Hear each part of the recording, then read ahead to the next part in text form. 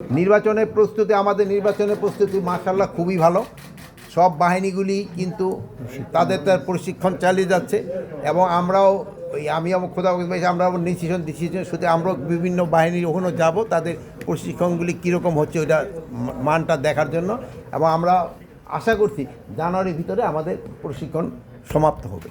Credible একটা নির্বাচন, উৎসব মুখর একটা নির্বাচন, এটার জন্য যত ধরনের প্রস্তুতি দরকার সব কিছুই নিচ্ছে, বাট সব কিছুর প্রস্তুতির জন্যই কিন্তু একটা প্রশিক্ষণ দরকার পড়ে।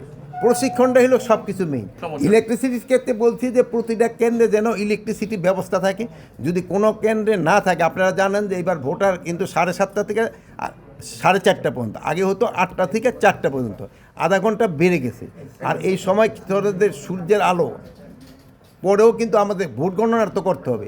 এই জন্য যেই এলাকায় ইলেকট্রিসিটি না থাকে ওই এলাকায় অল্টারনেটিভ কি লাইটিংয়ের ব্যবস্থা করা যায়, আর যেখানে ইলেকট্রিসিটি থাকে ওই ইলেকট্রিসিটি এনশিওর করতে হবে যেন ইলেকট্রিসিটি ওই সময় থাকে।